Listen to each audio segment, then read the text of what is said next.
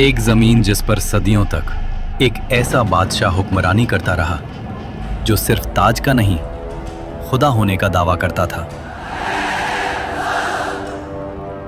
मैं तुम्हारा सबसे बड़ा रब हूं, जिसके लिए लोग जमीन पर नहीं सजदों में चलते रहे। और फिर एक ऐसी रात जब उस बादशाह की नींद एक ख्वाब ने छीन ली, और जब मौत उसके सामने आई तो वो पानी की एक बूंद का भी मुकाबला न कर सका।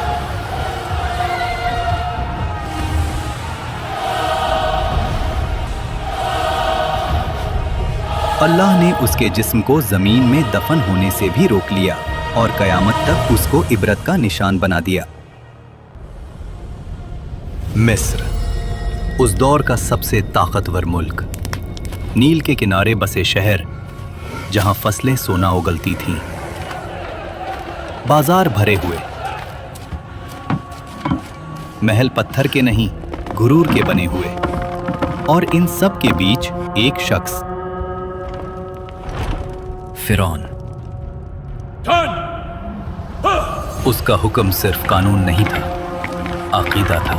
लोग सिर्फ उसकी बात नहीं मानते थे, उसकी बात पर ईमान रखते थे। वो कहता था, मैं तुम्हारा सबसे बड़ा रब हूं। और मिस्र खामोश रहता था।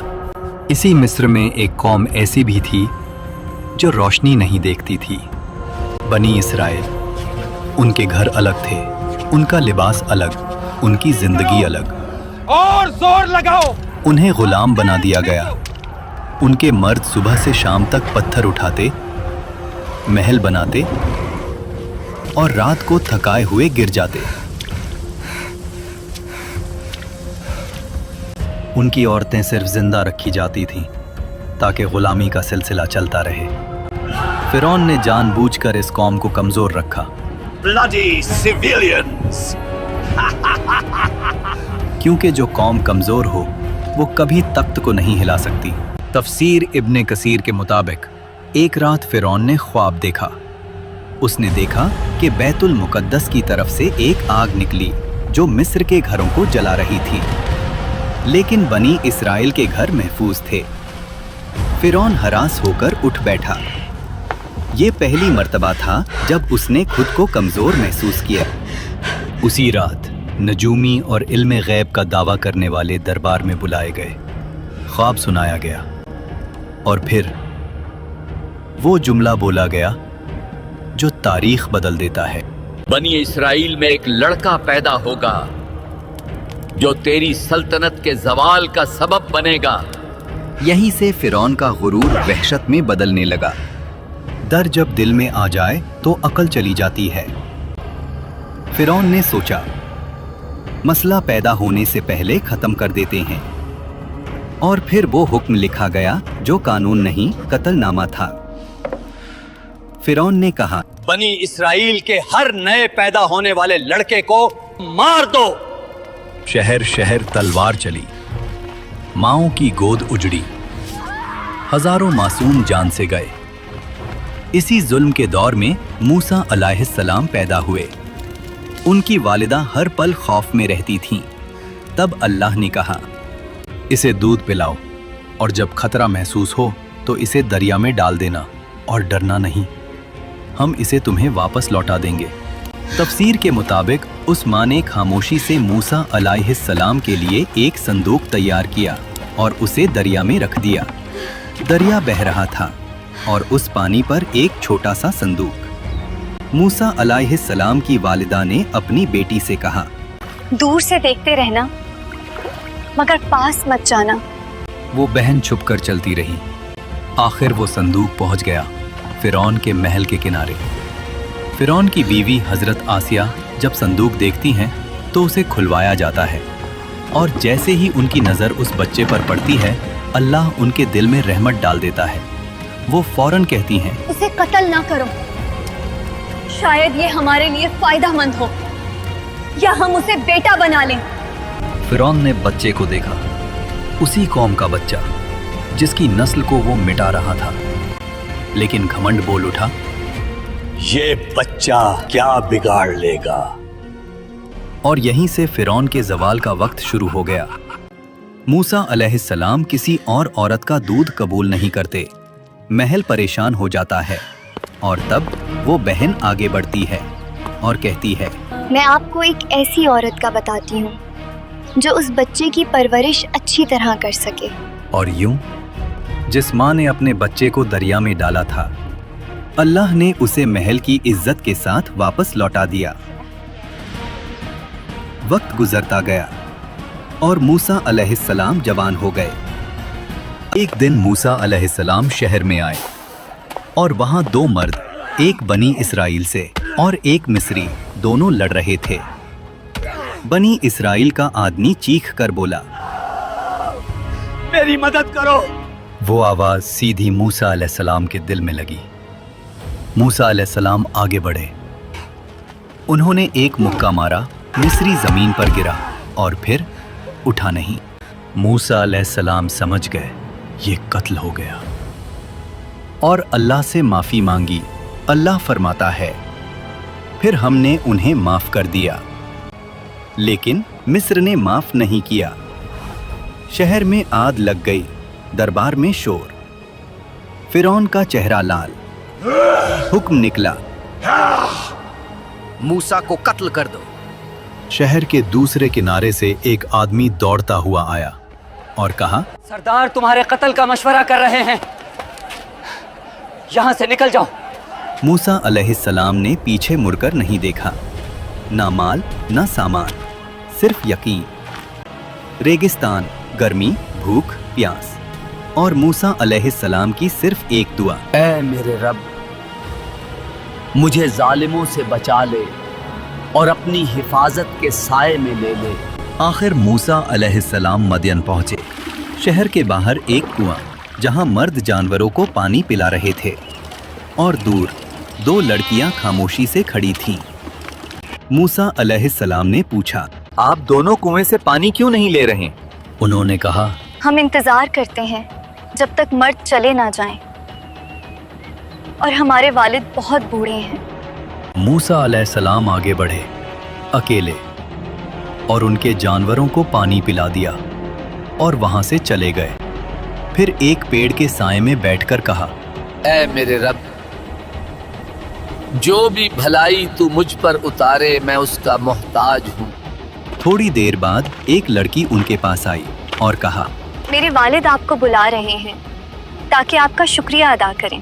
वो बुजुर्ग हजरत शुएब अलैहिस्सलाम थे। अक्सर मुफस्सरीन के मुताबिक मूसा अलैहिस्सलाम ने अपना पूरा वाक़या सुनाया। शुएब अलैहिस्सलाम ने कहा, डरो मत, अब तुम जालिमों से महफूज हो। अब्बा, इन्हें काम पर रख लें, ये ताकतवर भी हैं और अमानतदार भी। हजरत शुएब अलैहिस्सलाम ने कहा, मैं अपनी बेटी का निकाह तुमसे करना चाहता हूँ, शर्त ये कि 8 साल हमारी खिदमत करो और अगर 10 साल पूरे करो तो तुम्हारी मर्जी। मूसा अलैहिस्सलाम ने कबूल किया। ये 10 साल कोई आम साल नहीं थे। बकरियां चराना, तन्हाई, सब्र, रहमत। अल्लाह यही से नबी बनाता है। जब मुद्दत पूरी हुई, मूसा अलैहिस्सलाम अपनी बीवी के साथ मिस्र की तरफ रवाना हुए। रात का वक्त, सर्दी, सहरा और फिर मूसा अलैहिस्सलाम ने दूर पहाड़ पर एक रोशनी देखी और अपनी बीवी से कहा, तुम यहीं रुको, मैं आग लाता हूँ या कोई रास्ता पूछ कर आता हूँ। जब मूसा अलैहिस्सलाम करीब गए, आवाज आई, ए मूसा। मूसा अलैहिस्सलाम का जिस्म कांप गया। मैं ही तेरा रब हूँ, अपने जूते उतार दो। तू मुकद्दस वादी तुआ में है, मैंने तुझे चुना है।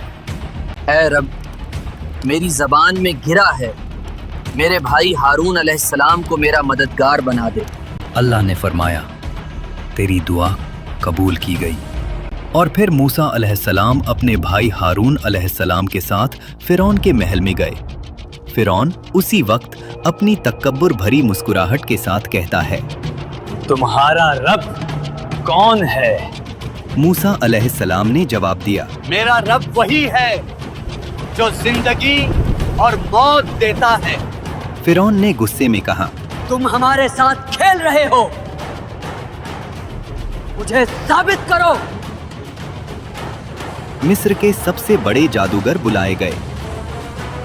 रस्सी फेंकी और लोगों को सांप लगने लगे। लोगों का दिल कांप गया। लेकिन मूसा अलैहिस्सलाम ने सिर्फ लाठी उठाई और उसे जमीन पर रख दिया और वो हकीकी अजदहा बन गई।